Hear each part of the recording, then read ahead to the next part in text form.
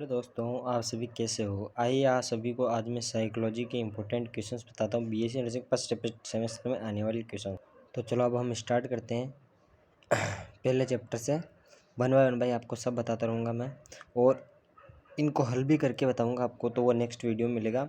इस वीडियो में मैं आपको क्वेश्चन बताऊँगा। ओके दोस्तों, तो चलिए अपन स्टार्ट करते हैं। ये चैप्टर 1 है जिसमें इंट्रोडक्शन है। इसमें पहले तो डेफिनेशन बतानी है साइकोलॉजी की, फिर मेथड्स बताने हैं साइकोलॉजी की, जो भी मेथड है आपको कॉलेज में करवाया गया होगा। ब्रांचेज या स्कोप, दोनों में से कुछ, मतलब ब्रांचेज या स्कोप कुछ भी कहो, वो दोनों होती है। अप्लाइड और प्योर जो होती है, उसके अंदर बताना है दोनों को। प्योर क्या अप्लाइड क्या है, दोनों की डेफिनेशन भी देना बहुत ज़रूरी है, इससे अपने नंबर नहीं कटते हैं।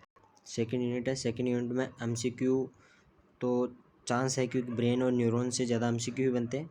और बॉडी माइंड रिलेशनशिप के बारे में एजुकेशन पूछ लेते हैं। 5 नंबर का सेंसिटिव डिफेंस और हेरिडिटी क्वेश्चन बहुत बार पूछा गया है दोस्तों। उन्हें एनवायरनमेंट भी आप लिख लेना इसके अंदर।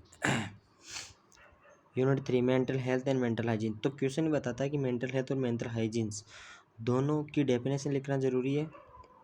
उसके बाद में characteristics of the mental health person या इलनेस, यानी कि जो एक हेल्थी पर्सन, उसके कैरेक्टरिस्टिक बताने की वो क्या है क्या नहीं, वो एक इजीली क्या कर सकता है क्या नहीं कर सकता, और एक मतलब हेल्थी व्यक्ति क्या कर सकता है क्या नहीं कर सकता, उसकी विशेषताएं लिखनी है। और इलनेस का मतलब कि एक मेंटल व्यक्ति है, उसके बारे में बताना। मेंटल हेल्थ मेंटल हाइजीन की तस्वीर प्रिवेंशन बताना है। जो 3 फेज होते हैं वो डिफेंस मैकेनिज्म बताना है। और कन्फ्लिक्ट के टाइप्स बताने, कन्फ्लिक्ट के टाइप्स होते हैं वो बताना है। अप्रोच कन्फ्लिक्ट, और वो जो भी हैं 4 प्रकार के। प्रस्टेशन की परिभाषा पूछ सकते हैं, यानी कि डेफिनेशन पूछ सकते हैं, उसके बारे में भी अपने को पूछा सकता है। डेवलपमेंटल साइकोलॉजी ज़्यादा नंबर का क्वेश्चन नहीं आएगा इसमें, 4 नंबर का मान लो, इससे ज़्यादा नहीं आएगा। इसमें नीड ऑफ साइकोलॉजी की नीड्स पूछ सकते हैं, यानी कि 2 नंबर का क्वेश्चन, यानी कि वेरी शॉर्ट नो आंसर भी दे सकते हैं इसके अंदर। इन्फेंट और चाइल्डहुड, एडोलेसेंस और ओल्डरसेंस, इन तीनों को पढ़ के मोस्टली जाना, इसमें से एक 100% आएगा, मैं कह रहा हूँ। रूल ऑफ नर्स पढ़ लेना। आगे आ गया पर्सनैलिटी की डेफिनेशन देनी है। और फिर क्लासिफिकेशन ऑफ पर्सनैलिटी, 4-5 क्लासिफिकेशन है। हिपोक्रेटस, क्रेट्समर, जंग, हैंस, इसी प्रकार की 4-5 है। और असिस्मेंट, यानी कि इंटरव्यू मेथड। असिस्मेंट जो मेथड होते हैं, इंटरव्यू, ऑब्जर्वेशंस, जो भी मेथड से 4 प्रकार के हैं, वो भी इसी के अंदर अपने को लिखना है। Cognitive process, very important unit है दोस्तों, कोग्निटिव प्रोसेस। इसमें MCQ, इसी शॉर्ट और लॉन्ग आंसर भी आ सकता है इसके अंदर से। इसके अंदर पहले डेफिनेशन जाएगी, इंटेलिजेंस के बारे में पढ़ लेना, लर्निंग पढ़ लेना, एप्टीट्यूड, मेमोरी की तो फैक्टर पैटिंग भी पढ़ना, परसेप्शन पढ़ लेना, परसेप्शन के फैक्टर भी आ सकते हैं। परसेप्शन 4 फेज होते हैं, वो जो भी बताना। IQ बताना, IQ नॉर्मल IQ कितना होता है आप सभी को पता है, 90 से 110 होता है नॉर्मल IQ। भारत में तो आप सभी को पता है कि किसका, मतलब विश्व में ही मान लो किसका सबसे ज़्यादा IQ है, तो आप सभी को पता है कौटिल्य का होता है। इंटेलिजेंसी, फैक्टर पैटिंग, मेमोरी बतानी है, और थिंकिंग के टाइप्स बताने और थिंकिंग बतानी।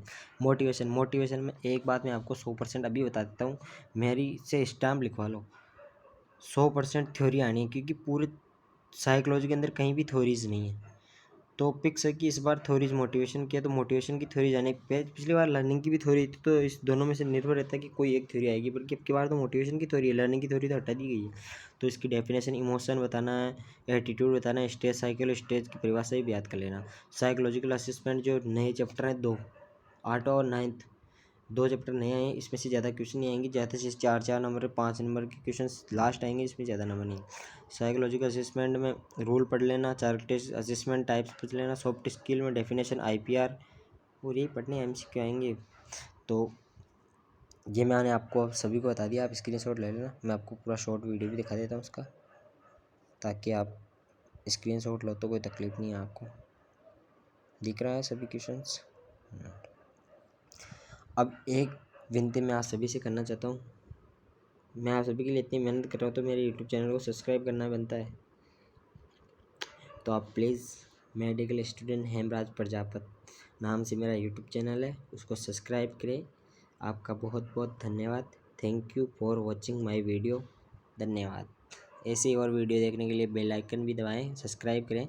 मैं आपको आगे बहुत कुछ बताऊंगा। Thank you.